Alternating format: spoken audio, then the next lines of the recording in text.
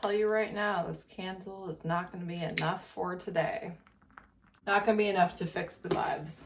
Hi, I'm Heather from Here Booktubes, and today is my fourth quarter DNF wrap-up of 2024. This is the last video I have to film in order to be done with 2024 content, and I'm happy to be done. I'm kind of known for DNFing. Most people know I DNF a lot for any reason. Now, I will say I grew up with very limited access to books, whatever was in my local library, which was often very small. And I was a voracious reader, so I outpaced my source all of the time. And I also had my reading pretty heavily censored by my parents. My dad was a pastor. I grew up independent Baptist. Everything was pretty strict. So growing up, I really did not DNF books because I would rather read a mediocre or bad book than no book at all. And again, I never had enough books really to keep up with my appetite. Now, as an ebook reader with Kindle Unlimited and access to multiple library cards, I DNF all of the time, and I think you should too. I don't hold books sacred. I feel like that is a little bit of an unpopular opinion sometimes in the book community, but I don't hold books sacred. They're my favorite things, don't get me wrong, but you cannot commit a crime against a book. Books don't have rights. They're not sacred. You don't owe them anything. They're there for your entertainment. So I DNF'd early, often, late, often, whatever I feel like. Here's what I DNF'd, no particular order, literally just the order that they're on this Goodreads shelf, okay? So this is not chronological order or anything like that. Oh, by the way, in 2024, I DNF'd approximately 95 books, and for this fourth quarter, I DNF'd 31 I'm gonna talk about. So here we go. All right, Hunt Me Darling by Marie Rose. No idea, I don't remember this. DNF 26%. I will not be twisted by your dark desires. Girl, shut up. You're in a stalker serial killer romance. Get off your high horse. Your speeches are annoying. All right, so I do distinctly remember that. He like breaks in and is trying to have his way with her. And she's like very into it. But she's like, no, not today, Satan. And it's just like, okay, you're into it now. We're in your head. We're in your head. Why are we doing this? Then I have Sweet Summer Serpentine, a monster romance by Rose Sangiarello. This had disability representation in a paranormal romance, and that's specifically why I put it on my TBR. Immediate DNF, I can just tell the writing is not going to work with my brain, so like page 2. So not really a fair shake or anything like that. Stroke of Luck, Ray Look Away by Phoenix Collins. It's a mafia romance that Ray at Bookmark Chronicles really loved, and so I was like, yes, I'll read it. DNF 43-ish%. I just don't care and avoided reading. Nothing is wrong with it.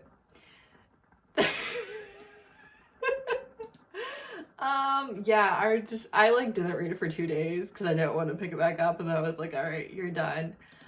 There really was nothing wrong with it. Rescued by the Luxurian by Zoe Draven. This is a novella. DNF 12%, meh. I remember feeling like this was very mediocre compared to some of her other writing that I have picked up.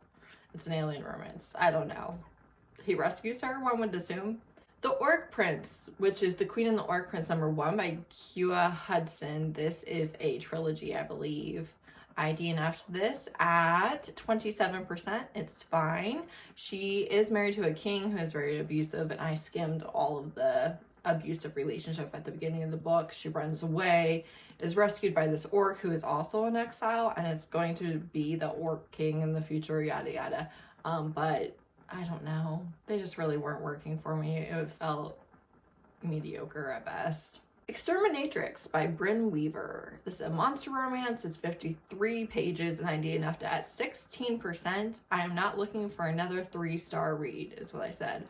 Also, I'd read another book by this author that ended up being pretty gruesome. I was already kind of prejudiced against it. Guarded Treasure by May Lovett. This was a steamy romance that is supposed to have the Mummy vibes, which is why I had it. DNF 12%. This reads like the author knows what dynamic they're going for, but lacks the skills to truly pull it off. So it's a pale imitation of the real thing. Yeah, I wasn't impressed. I wasn't impressed at all. It definitely felt like someone tried to write mummy fan fiction, but they weren't very good at it. The Lazy Witch's Guide to Vampires and Villainy by Jessica Gaziella, an author that I've read many, many books from, although not so much recently. DNF, 62%. I'm just a little bored in my current mood. So basically this witch is like really lazy, and honestly how much that kept like getting hammered kind of annoyed me a little bit. I won't lie to you. I don't know. I just didn't love it. Tricked, a Halloween Love Story by Kiet. DNF 6%. The writing is just not for me. So once again, yeah. Trying a new to be author, not working. Story of my life. Head for Jack by Jessie Knight. This is 80-page Halloween novella. DNF 6%. Needed more editing. Was my verdict. There you go. Another bad Halloween novella. I tried a few. Wolf by Paisley Hope. This one, I did have somebody, I don't remember who, I'm sorry, comment on my entire TBR live, which I did at the end of 2024. And they said that they ended up really liking this one. It's motorcycle romance. I do love the cover, I will say. I DNF'd at 3%, just starting out hot and heavy with the trauma, and I don't want that. However, this person said that they felt if I could get past the prologue, basically, the rest of the book was not as heavy or traumatic or dark as that might indicate, because a lot of times I'm like, okay, like I can get through this, that's fine, but am I looking at 70, 80, 90% of this book being this level of trauma? Or is this like the worst thing that's going to happen in the book? That's what I really like to know when I have dark to dark-ish romances on my TBR. I want to know what's the worst thing that's going to happen. How bad is it going to be? How stressed am I going to be? Do I literally just have to get through this scene, or do I have to struggle my way through this whole book? The Demons Dealbreaker by Delaney Rain is a demon romance. I don't know. I don't remember this at all. DNF 6%, not hooked. I try a lot of mediocre books. What do you want from me? Under the Mistletoe by Leonora Solis. I have read and loved a couple of books by this author, although they write much more slow burn than is my actual preference. But they write Latina contemporary romances with plus size main characters, so really a lot to love about their books. This I DNF'd at 31%. It was just bored. I think this one was really cute. They both don't really like Christmas, but he's on the Christmas planning committee because he's trying to help revamp the town. Like, he's very involved in the town, even though he's a grump and doesn't really like people. And her twin sister, who was in a car accident and is recovering from that, loves Christmas and was on the Christmas planning committee, and she is taking her spot as a favor to her sister. And they're really into each other, but apparently I was bored. Merry Witchmas, a fake dang holiday romance by L.E. Eldridge. New to me author. This was based on the cover. DNF 3%. Nah, I said. Thank you, Heather. I think he's like a human billionaire and she's a witch. I don't know. A Friend of Me in Need by Katrina Bell. Another random add to the TBR in December. DNF 2% needs something that grabs my attention. Listen, when I'm in a reading slump and I'm just picking up books to try and get out of it, you've got 30 seconds. And I'm not sorry about it. All right, Saint and the Queen by Desiree. Okay, so basically her father is Santa Claus, the real Santa Claus, but she doesn't know it. And her mother has been treated for mental illness her whole life because she insists that Santa Claus is her daughter's real dad, and has like done a bunch of things to try and keep Santa Claus from taking her. So she's medicated and she's in facilities and things like that. And this opens up with her mother warning her once again, and she's calling her mother crazy, and they're estranged. And I wrote, it really stresses me out when someone is right, but everyone just calls them crazy. And it does. Like, I feel the anxiety rising. So I really just can't read that type of plot at all. All right, this is my shame right here. Noche Buena, a holiday novella by Stephanie Shea. This is 136 pages. It is a sapphic marriage and trouble book. It was good. It was really good. It would have been a 4-star. I DNF'd at 57% because it was... I liked it, but it's now the day after Christmas, so the ship has sailed for me personally. After Christmas, I was like, all right, all done. Crocodile on the Sand Bank. First in the Amelia Peabody series by Elizabeth Peters. This is another mummy-esque book. However, I found this to be kind of problematic. So DNF 20%. I get the time period that this is set in, but I am uncomfortable with a lot of the racism in the descriptions and dismissal of other cultures. And I'm not saying that is from the author, that is the main character, but like I don't want to read a whole series from a kind of racist, pretentious British colonizer in Egypt during this time period, you know, like I don't know. There were a couple too many, and then I was like, all right, I don't want to do this. Gabriel's Ghost, which is Doc 5 Universe number 1 by Linnea Sinclair and Megan Sybil Baker. This is a sci-fi romance series. I DNF'd it at 62%.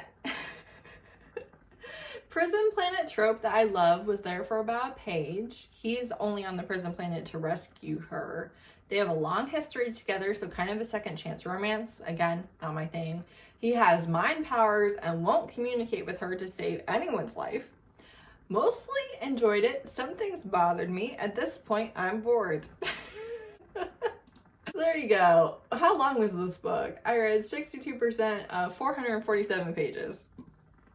That was like, nah. Then I DNF Biased, Uncovering the Hidden Prejudice That Shapes What We See, Think, and Do by Jennifer L. Eberhardt. It's a nonfiction book by a Black woman professor of psychology at Stanford. So she really knows her stuff. Very qualified author. I DNF'd at 7%, just not quite what I wanted.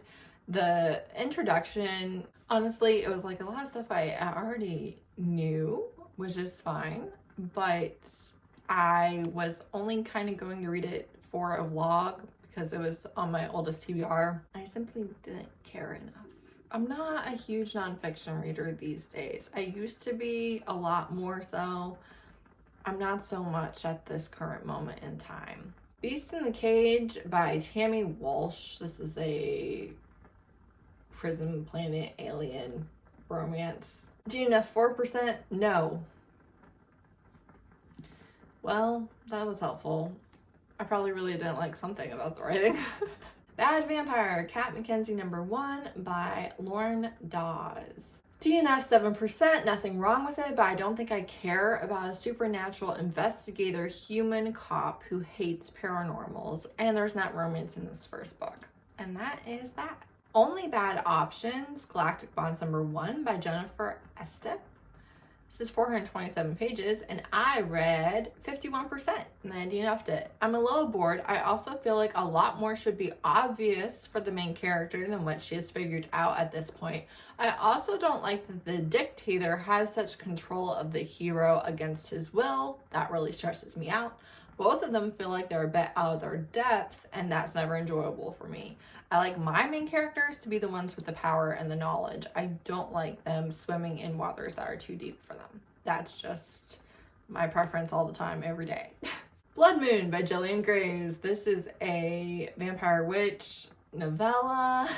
DNF 23%. I'm only here for the smut, not the plot. Death's Obsession by Avina St. Graves. Another Halloween romance. DNF 7%, just not feeling it. Third quarter DNF review Heather really gave us a lot of information. Very helpful. They're Vicious Games by Joelle Wellington. Don't look at me. This is a young adult thriller, Hunger Games-esque type book, which is not a genre I read at all whatsoever. DNF 13%. Have nothing bad to say. It was just making me very anxious for when the hammer would drop, and I didn't read it when I needed to, so now it has to go back to the library. I was not picking it up because I was really stressed. I was like, oh my God, things are gonna happen. Things are gonna happen. It's gonna get bad. And I think I would have really enjoyed it if I had just buckled down and read it. Like, I think I would have really enjoyed it if I finished it, but I was really stressed and I didn't want to, so I didn't.